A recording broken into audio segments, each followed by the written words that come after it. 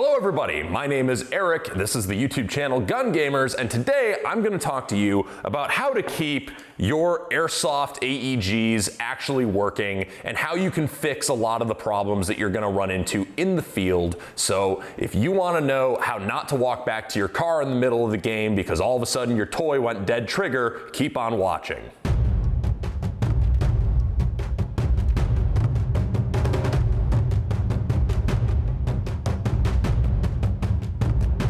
With Airsoft electric guns, or AEGs as they're known, or automatic electric gun, I think it technically stands for, I don't know. It's all esoteric and none of it means anything anyway. But with these guns, one of the biggest problems that you run into is that while they're great when they work, sometimes they can be temperamental because there's a lot of different points in the system that can go wrong. So I'm gonna go over some of the most common problems and some of the most common fixes, and hopefully this helps you out. Now, tip number one for how to keep your airsoft guns working in the field is get or put together a basic toolkit. The more stickers you throw on there, the better. For my toolkit, you can see I've got a spare motor, some spare pistons, just various miscellaneous gearbox parts. I've got a spare gear set in here, a lot of spare hop-up stuff because hop-ups are one of the main things that like to fail. And I also like to keep huge variety Allen keys, a variety of screwdrivers with different driver bits, some extra hardware, speed loader adapters, and different sets of pliers and some zip ties. All of these are just things that are going to make your life easier for keeping your gun working. I've got different grub screws here that can be used for the muzzle devices. I have different electric switch replacements for my LMGs. I have different fill valves for gas blowbacks, along with fill valve O-rings, Loctite, everything that you think might break on your stuff. Just get a little organizer like this and keep that stuff with you, and that makes your life so much easier. Now that we've gone over some of the tools that you might want to have with you, or a way that you can build a little field kit that you can just keep in your car, or honestly, you can build a smaller version of that, put it in a utility pouch, and keep it on your rig. All about how you want to carry it, what kind of games you're going to. But let's say you've got your airsoft gun, right? Enough about tools. Number one thing that a lot of people forget about with their airsoft guns is cleaning your darn barrel. This seems like a basic thing that everybody should know. If you own a gun, you should clean your darn barrel. However, the number of people I've seen at airsoft games who don't understand why their gun is jamming, and then I end up cleaning out years worth of grime, BB residue, oxidation, and whatever, Matt Lutz, that's pretty cursed. So make sure that you clean your stupid barrel. And it's very simple. Let me show you how. Now, step one for cleaning your barrel is making sure that your airsoft toy is unloaded. So make sure that you have no magazine in, there's no BBs in it, there's no battery. You're not gonna accidentally shoot your drywall and leave a dent that ends up taking up your security deposit. Now, step number two is remove any muzzle device that's gonna get in your way. You could also take the entire barrel and hop-up assembly out if you really wanna have the best access to everything for cleaning, but you don't have to, and if you're doing this in the field, you probably don't want to. What you're gonna need is some kind of cleaning rod. I recommend using the plastic airsoft specific cleaning rods that come with a wide variety of airsoft guns, because if you use a metal cleaning rod, you run the risk of scratching the heck out of your airsoft inner barrel, which is generally not meant to have a piece of steel or brass scraping up against it. Now, you see this little eyelet here?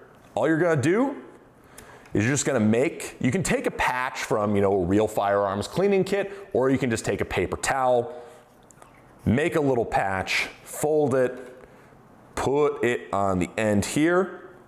And if you have a particularly dirty barrel, you could take it out of your hop-up assembly and use a light solvent if you really wanted to scrub the heck out of that thing. But for most general cleaning, honestly, I just run it with a dry patch. Then you're gonna bring it down. You're gonna push it until you feel resistance. Make sure that you're not going all the way through and busting up your air nozzle.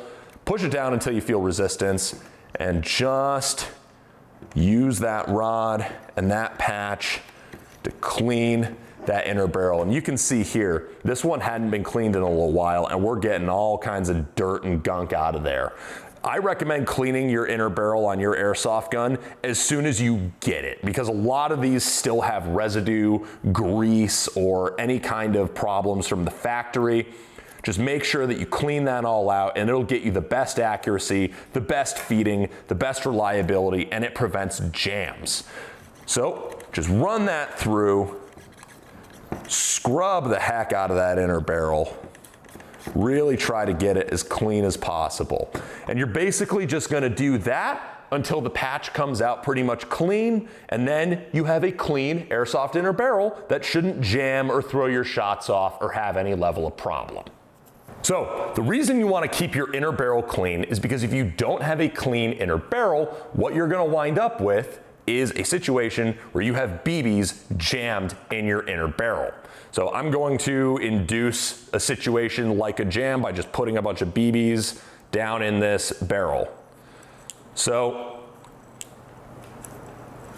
oh no, we have BBs in our inner barrel and I need to get them out because I've got a pinch jam from my hop up. I've got something stuck in here because there was a bunch of crap in my inner barrel because I didn't clean it because I'm dumb. Or maybe there was a bad BB that like broke and now it's causing problems and you need to clear this out so you can clean it and then make the gun work properly. Well, handy enough, your cleaning rod is also an unjamming rod. You see it's got this little angled front nose here. That little angled front nose allows you to take your unjamming rod, put it into your inner barrel, and then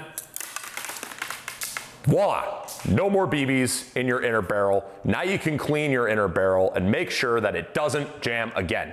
Now, one thing to note with unjamming your inner barrel like this is you do need to be able to take your gun slightly apart in order to get your hop up and your barrel out. So like I said, otherwise you might be working past a nozzle, and if that nozzle is in the forward position, it's gonna be a huge pain to get that out of there. You can do it, but it's gonna take a lot of force and it's not ideal. However, it can be done and it can work. If you have something like an AK platform though, you might have to get creative with how you finagle that thing so that you don't have to take the whole gun apart in the field. That's where it pays to know how to take your equipment apart and know how to keep track of where all the pieces are so you don't lose them. So one of the easiest upgrades to make to your airsoft gun, if you want to have, a gun that hops a wider variety of BB weights, a gun that can hop heavier BB weights, or if your stock Hopup Bucking is just not working or is in some fashion broken, one of the easiest upgrades you can do is dropping in a new Hopup Bucking and or Hopup nub combination. This is also just taking the Hopup out of your airsoft gun, and then very simply, you're just gonna take any retaining parts off of the barrel and you're gonna clip or unclip that front. There you go. There's just a couple of cutouts in the barrel that keep it aligned within the hop-up unit. Turn your hop-up all the way off. This one is very stiff. Turn your hop-up all the way off to ensure that you do not have any resistance, and you should from there simply be able to pull your inner barrel and Hopup Bucking out. Sometimes they're stiff, sometimes they're difficult to get out, but if you're patient and you're gentle, you should be able to get this out without causing any damage. Now, I'm actually going to go ahead and swap this one right now for you. So I just took that Hopup Bucking off. You can see how this works. There's a cutout in the top of your inner barrel. That's where the inner mound and where the nub for your hop-up is going to feed through and actually apply backspin to the BB. So you take your new Hopup Bucking. So we're fans of the G&G green bucking in this house, and we're gonna go ahead and put a G&G green in this airsoft gun. So the G&G green, while not the ideal solution if you want to hop like, 3 6s or anything, if you're using 2 8s, 3 2s, perfectly serviceable. They last a long time and they're very cold resistant, which is a desirable trait. So You just slide that on so it matches. There's a groove in the bottom of the inner barrel, and what you want to make sure happens is there's a matching line of rubber on the inside of the Hopup Bucking, and that slides into that groove. And when you slide it into that groove, it makes sure that everything is lined up. You've got the internal mound pressing through the window in the barrel. It should not go over the cutouts that keep the barrel retained in the Hopup unit. And when you are taking apart a Hopup, I recommend keeping it upside down as much as possible, because there is a Hopup nub in here that's not retained by anything, unless it's like a Crytac, because those actually have a little tab that keeps the nub from falling out, and I wish more companies did that. But now you've got your Hopup Bucking seated on your inner barrel. Make sure you put your inner barrel back in the right way. The groove that keeps the bucking aligned should be on the bottom. The window that allows Hopup to be applied should be on the top. So you're just gonna put it back in exactly like you took it out. Be gentle, go slow, make sure that you don't tear anything, and that just seats in like that. Line it up with those cutouts facing the right way. Put your retainer clip back on gently, making sure you don't break it. Those also like to break if you are not careful. And there you go. Now you've got your Hopup assembly back together, and you can function check if you assembled your Hopup correctly by staring through it and just turning on the Hopup, or just pressing down on the top Hopup arm. And just make sure that you've got that internal mound aligned directly with the top, so you're not getting shots that are going all askew.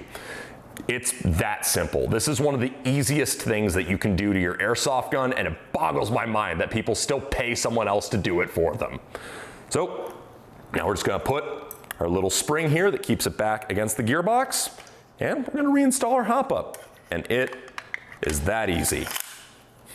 Now you've got your Hopup and your barrel all squared away. Everything is functioning on that end, but you're in the middle of a super intense BB battle. You're, C-clamping hard, T-zoning, hitting all the dudes, and then, oh no, my trigger is dead. What could cause that? Well, a few different options. Number one, check your battery. If your battery's dead, your battery's dead, your AEG doesn't work. That's how that works. Number two, one of the most common failure points in the electronics of any AEG is the fuse. The problem you run into is that AEGs draw power from the battery, and that load is dependent on, how much power the motor needs to complete a cycle and how much power the motor is able to draw, all this kind of stuff, very complex, super technical. But basically, what that means is if you hit over a certain amperage draw, for some reason, you will burn out your fuse. Now, there's two solutions when that happens. A, replace the fuse. B, you're in the middle of an intense BB battle and maybe you forgot a fuse or you don't have any in your kit. You can bypass a fuse. So here we see a fuse housing. Different fuse housings have different assembly methods, but with a fuse housing, you're going to be able to open this up and see what exactly the problem is. So this is your fuse. This fuse is just fine, but if this fuse is broken at any point or has a little scorch mark on it, it's probably burned out. So you would want to make sure that you have an inventory of more fuses that you can replace it with if this one burns out. Generally speaking, fuses are in an electrical circuit because if the motor is drawing over a certain amount of amperage, that amount of amperage may cause problems with the wiring or the MOSFET, or that amount of amperage may indicate that there's some other kind of problem and maybe the gun shouldn't complete a cycle. So that's a whole complicated thing. If it's just like, hey, a fuse burns out every now and then, it's probably just random. You could try throwing something in that's like 5 amps higher. I'm not going to tell you to do that officially because it may or may not cause problems, but another solution that a lot of people will use is they will bypass the fuse, and this is especially good as a field expedient repair. The easiest way to bypass a fuse if you're really desperate is you would actually take these contacts the fuse sits in, bend one of them out enough that you could put the other one in it, clamp it over, and then wrap the whole thing with some electrical tape. And now you have a connection point that is just a normal connector essentially. And now you don't have a fuse to burn out if there's any kind of amperage spike. That's a positive and a negative, because on the one hand, you don't have a fuse to burn out if there's any kind of amperage spike. On the other hand, that amperage spike might cause problems in your gun. So, gonna be up to you what you want to do. If you're in the middle of a game and you accept the fact that there's a little bit of a risk and you don't have a fuse, go ahead and bypass it.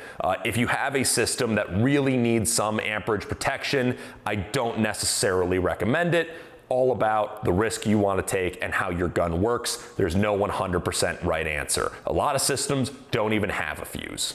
Thank you for watching this part of our AEG Quick Fix Tech series. Hopefully you enjoyed this, hopefully it was helpful, and if you're looking for more quick fixes and how to keep your airsoft gun running, be sure to stay tuned and drop a subscription because we'll be having more of these coming soon.